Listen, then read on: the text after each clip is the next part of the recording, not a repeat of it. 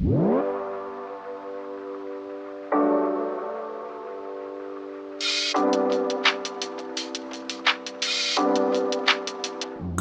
afternoon, good morning, good evening, everybody. It is Saturday, March 28th, and you know what that means. It is time for the High Risk Wrestling Podcast. I am your host, Jeremy Pierce.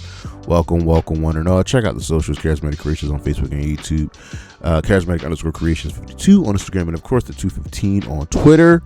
And today's show, well, has WrestleMania lost its luster? That's what we're going to talk about today.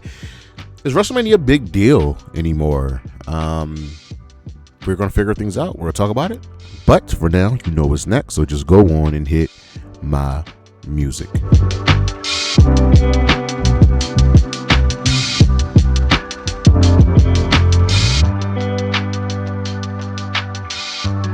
WrestleMania is upon us, and these are the 5 stars who could miss WrestleMania number 5. Carmelo Hayes, he just lost the United States Championship. That sucks. Carmelo is a star, but I think we're witnessing the reversal of what happened in NXT, where he was above Trick and now Trick is above him. So Trick now has the WrestleMania match.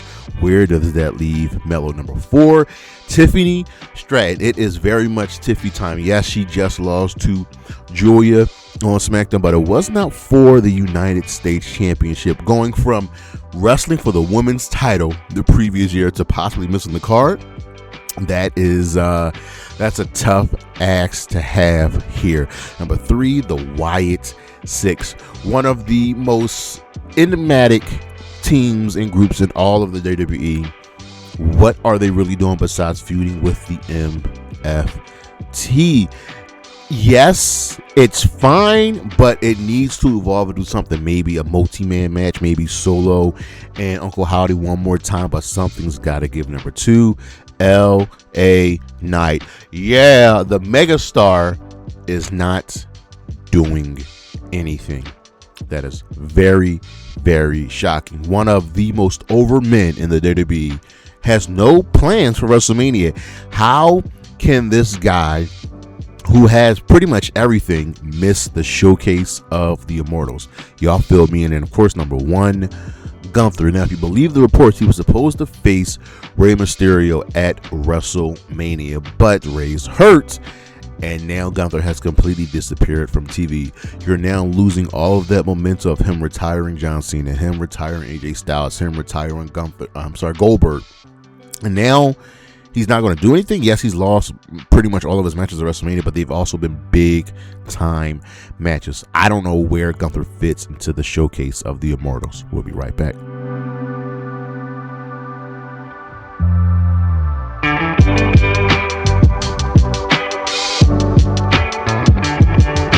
The spotlight is back on, and it's shining on Javon Evans. The young OG has taken Monday Night Raw by storm, and he's finally got like a true blue storyline to sink his teeth in, and it's involving Kofi Kingston and the New Day. Now, will this ultimately lead to a WrestleMania match for Javon at WrestleMania?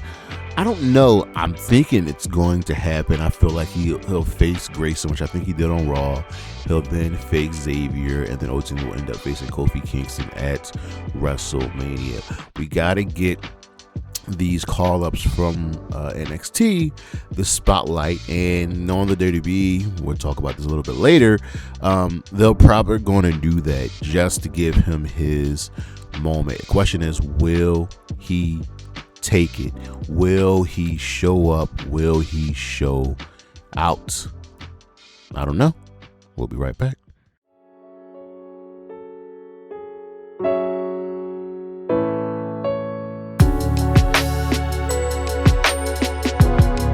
WrestleMania, the showcase of the Immortals. It's coming up in a couple of weeks. We are in WrestleMania season, and we are at the tail end of the road to WrestleMania. So what is WrestleMania? Essentially, WrestleMania is the WWE's biggest show of the year. It's not their oldest show, which is, I believe, Survivor Series. But WrestleMania is where essentially a year's worth of stories comes to an end, and even some stories may start. But it is WWE's biggest show. For the longest of times, it was held right around early March, mid-March, but now it's being moved back to right around mid to late April, which works. This mainly happened because WrestleMania 40 in Philadelphia was a little chilly on the first night, and if you just move it back ever so slightly, a couple of weeks, you can avoid that chill. And more importantly, you're not going to avoid the I-95 corridor for WrestleMania. You're not going to avoid Philly. You're not going to avoid New York. You're not going to avoid Boston and Baltimore and DC. So, yeah, it's their biggest show. It's where things all come to a head. So, what is the appeal of WrestleMania? Well, for one, it is the biggest stage. It is the grandest stage of them all, as it's been called. Every company has their WrestleMania. WWE has WrestleMania, obviously. NXT, their development brand, has Stand and Deliver. AEW has, you can either say Double or Nothing or All In. Ring of Honor has Supercard of Honor. New Japan has Wrestle Kingdom. AAA has Triple Mania, I believe that's what it's called. So, most wrestling companies have their big show, but nothing gets bigger than WrestleMania. It's the biggest stage it's essentially the Super Bowl of professional wrestling. If everybody were to say put on their biggest show at the same time, WrestleMania would probably have the most eyes on it. I'm not saying it would be the best show, but it would have the most eyes on it. And the other appeal is that stars come to the WWE for WrestleMania. They want that WrestleMania moment, which we'll dive into. Some grow up as WWE fans, like Tiffany Stratton, like Mariah May, like Stephanie Vaquer, like so many others, where for the longest time there was a good stretch for about 15 to 20 years that the WWE was the only game in town. So a lot of the younger stars, younger wrestlers, that's all they had. Independent wrestling was floundering at the moment, but it came back, right? So stars, wrestlers want to be on that big stage. Is why part of the reason why the Lucha Brothers left AEW and signed with the WWE. But also, cities bid on it. Cities that don't need it bid on it. So there's always been talk of WrestleMania going to London. London doesn't need WrestleMania. London's the most tourist attracted city on the planet, and they don't have to give the WWE any money at all. They just don't. But other cities want WrestleMania. Other cities want to bring in all of that revenue, bring in all of that joy, bring in all of just the glitz and the glamour. I remember when it was here for me in Philadelphia, it was an amazing, amazing show. There's so much that goes involved into WrestleMania. It's a win-win for a lot of cities. And of course, the moments. The WrestleMania moment. That no matter if you win or lose, something is going to happen in the match, right? I'll give you a prime example. There was, I forget what WrestleMania was. It was Ryback versus Mark Henry, right? And this was when we were really pushing Mark Henry, pumping him. Not Mark Henry, we were pushing Ryback. We were pumping him up. And you figure, all right, Ryback, the new star, is going to be the one to defeat Mark Henry at WrestleMania. No. Mark Henry won that match. But Ryback got the moments by hitting the shell shocked on Mark Henry. So even though he didn't win, he got the moment, which is what they sell to wrestlers nowadays. And the last time that WrestleMania truly felt important, in my opinion, was WrestleMania 40. WrestleMania 40 was a really solid show, and it was bookended by Cody Rhodes finishing his story. So if we go back and we look at that card, right? I was there. That was in Philadelphia at Lincoln Financial Field. I thought the stage was underwhelming. The stage was very, very underwhelming. But we get into the card, right? So we opened up on night one, Rhea and Becky, with Rhea retaining the Women's World Championship. Two of the biggest stars. Then we had the six-pack challenge ladder match to determine the new tag team champions, right? Both sets of titles are on the line. You can grab both belts or you can grab separate belts, and we got two separate champions. We got A-Town Down Under, who became the SmackDown Tag Team Champions, and we got Awesome Truth, who became the Raw Tag Team Champions. The SmackDown Tag Team titles were later renamed the WWE Tag Team Championship, and the Raws were the World Tag Team Championship. Then we had Rey Mysterio team with Andrade. That was 2 years ago. That was 2 years ago. Andrade teaming with Rey Mysterio to take on Santos Escobar and Dirty Dom. Jey Uso beat Jimmy Uso. Jade, Bianca, and Naomi defeated Damage Control. Asuka still does not have a win at WrestleMania. Sammy defeated Gunther, ending Gunther's reign as Intercontinental Champion, and Gunther had already submitted the longest title reign ever for the Intercontinental title.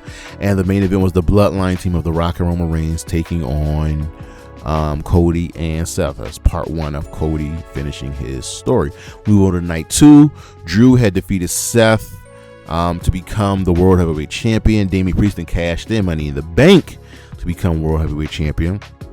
The Pride, Lord, Lashley, Angelo Dawkins, and Montez Ford defeated the Final Testament in a street fight. Bully Ray was the special guest referee. LA Knight defeated AJ Styles, which don't even remember that.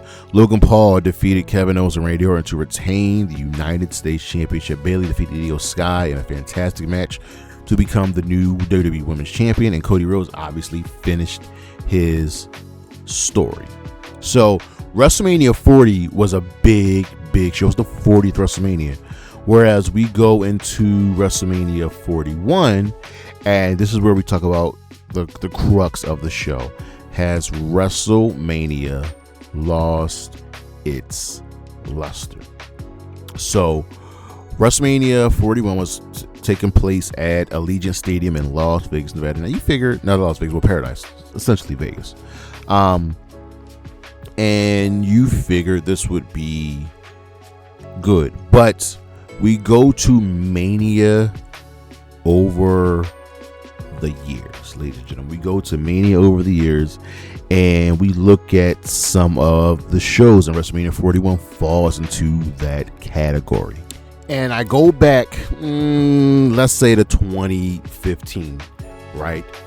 And WrestleMania has been up and down. So WrestleMania 15 was WrestleMania 31. We came right out of 30, and 31 was a solid show, right?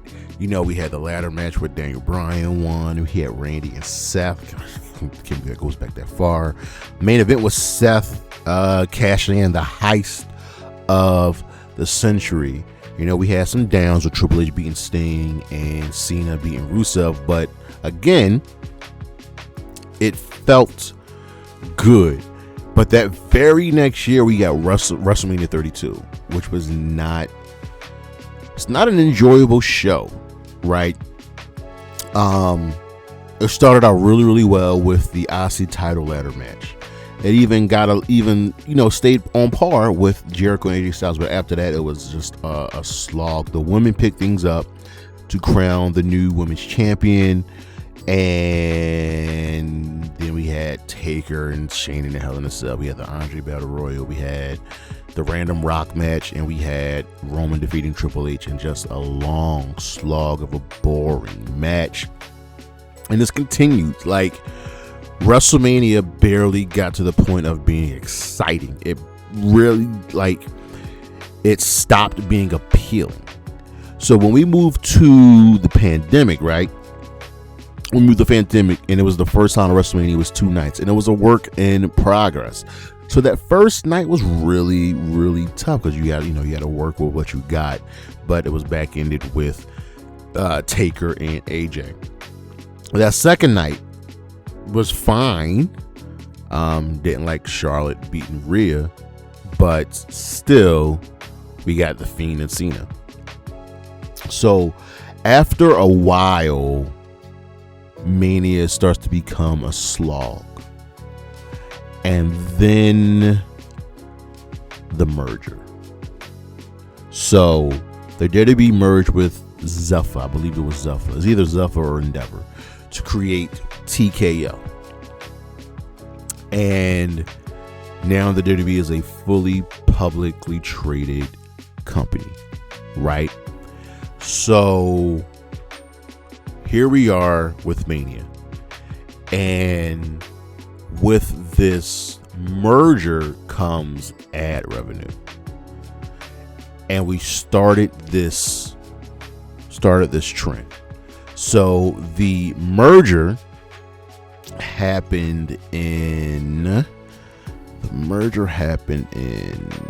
2023, so 2 years ago. So if we look at the Mania before the last Mania before the merger, so 2022, right? It was back to being 2 nights. Night 1 was solid, right? Usos, and we get to the first truly good match, Bianca and Becky, because Becky's a beast, right? We got Cody and Seth. We ended with Stone Cold's last match. So night 1 was great. We get to night 2. This WrestleMania was held in Texas, right? We got the Raw Tag Title Triple Threat match. We got Edge and AJ. We got, that's about it. Roman versus Brock, winner take all. Other than that, again, the slug was fine. So then we move into the merger, 2023. That's WrestleMania 39. How would they fare? It was a really good show. Theory beat Cena. Fatal 4-way tag team title match, Seth and Logan, which was surprisingly good. Becky, Lita, and Trish beat Damage Control. Ray beat Dom. Rhea beat Charlotte in a fantastic match. Pat McAfee wrestled, and KO and Sami defeated the Usos. Night 1 of that WrestleMania, fantastic. And remember, this is 2 nights, so if we exclude the Pat McAfee match, which was random, 1, 2, 3, 4, 5, 6, 7 matches. We go into night 2, and once again, hold on, I'm on to the wrong show. We go into night 2, right? And we got 1, 2, 3, 4, 5, 6 matches were scheduled. 1, 2, 3, 4, 5, 6. 1, 2, 3, 4, 5, 6. 6 matches. Is my math off?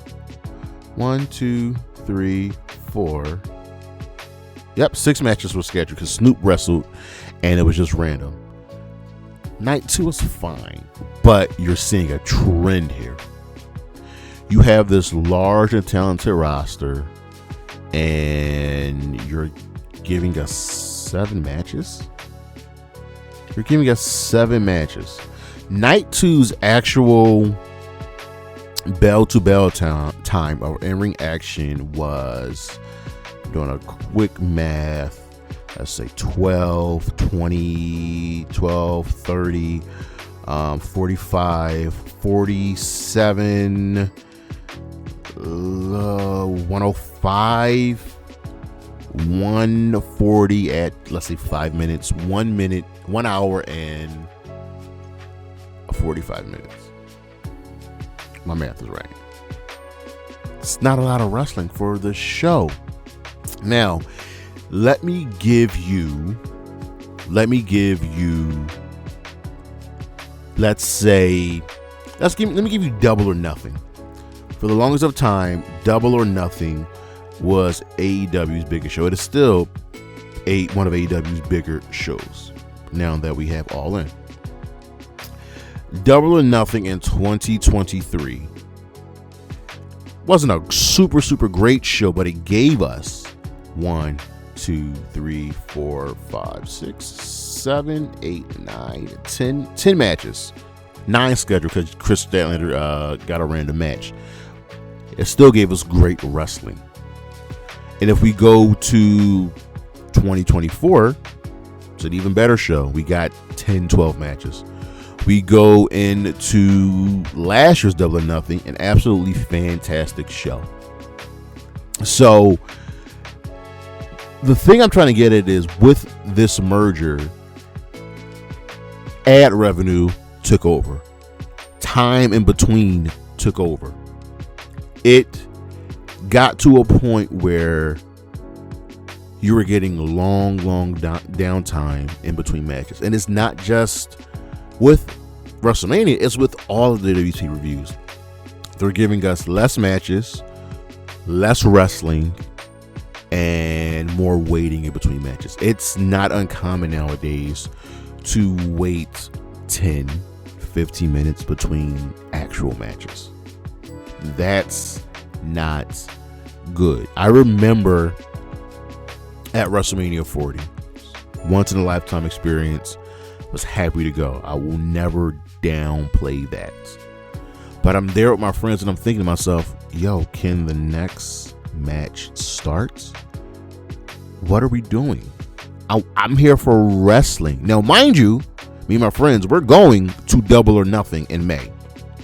I won't be saying, can the next match start? The merger has been a benefit for the WWE financially, but for the actual in-ring product, it has not been good. And it's trickled down from not only the big pay-per-views, but to the smaller ones, the premium live events. 2 nights, WrestleMania switching to 2 nights isn't the problem.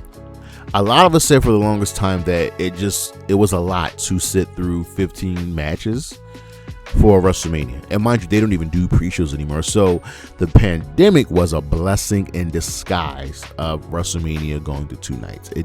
It's been the norm ever since, so much to the point that now SummerSlam is 2 nights. I wouldn't be surprised if eventually, because pigs get fed, hogs get slaughtered, I would not be surprised if they made all 5 of their big pay-per-views 2 nights. Rumble, Mania, Money in the Bank, SummerSlam, Survivor Series. I would not be surprised if they made all those shows 2 nights. And I think the Royal Rumble has already been moved up to 2 nights.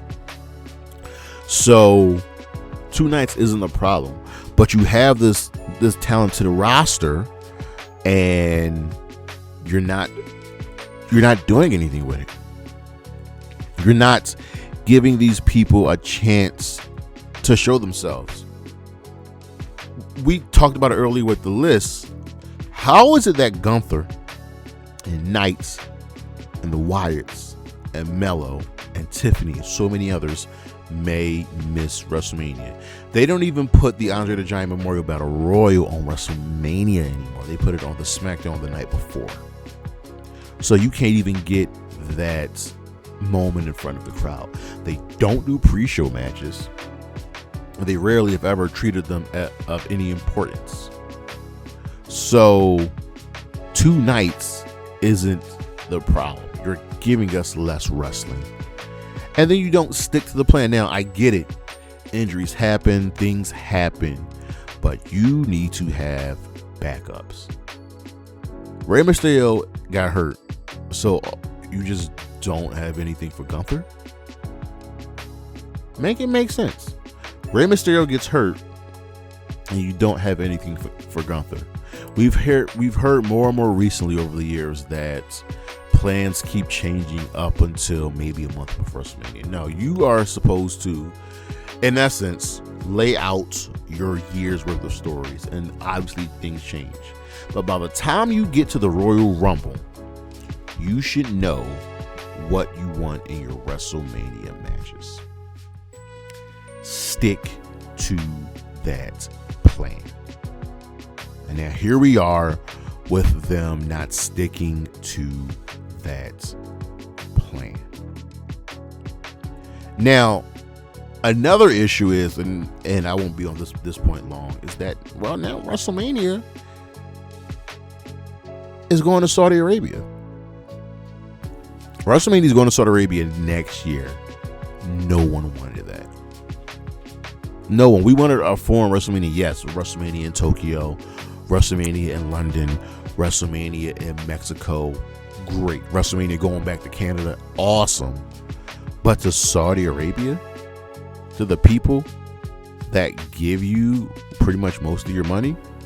And what's hurt this WrestleMania this year is going back to Vegas. You stole WrestleMania from New Orleans, which they've had WrestleMania before. And now you can't sell tickets. And you can't fill the arena. And the funny thing is, you know they're going to lie about the attendance record this year. You know they're going to lie about it. You took WrestleMania from New Orleans. You moved it back to Vegas, a city that's already expensive to go to. And WrestleMania is becoming more and more like the Super Bowl, where it's not for the truest of true fans, the ones that love wrestling, the ones that eat, sleep, breathe wrestling, but the ones who can afford it, the sponsors. So can this be fixed? Absolutely, it can be fixed. The thing is, I don't think WWE wants to fix it. They don't see a problem here. They are not selling tickets like they have for previous WrestleManias. And yet, they don't see a problem. WrestleMania used to be that show you look forward to the most. And I think Mania has been usurped by Money in the Bank, by the Royal Rumble. It doesn't feel special anymore. And now they're making SummerSlam the equivalent of WrestleMania. I get SummerSlam is great, but it can't be the equivalent of WrestleMania. This can be fixed, but we won't fix it. They won't put more. It's funny. They won't put more wrestling on their wrestling shows. That's a crazy thought to have.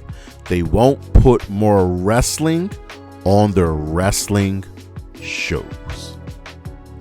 And that, ladies and gentlemen, that's a problem. But that is our show. Thank you for listening. Thank you for watching. This was a tough one. This was a tough one. Look at the screen we got coming up. I think we got April. I don't think playing for April. We've got the April schedule. Should be going up soon. Check out the socials, Charismatic Creations on Facebook and YouTube, Charismatic_Creations52 on Instagram, and of course, the 215 on Twitter. And as always, Anna J, Willow Nightingale, Chris Statland, Priscilla Kelly, Isla Dawn, and Bailey. Holla at your boy. Peace.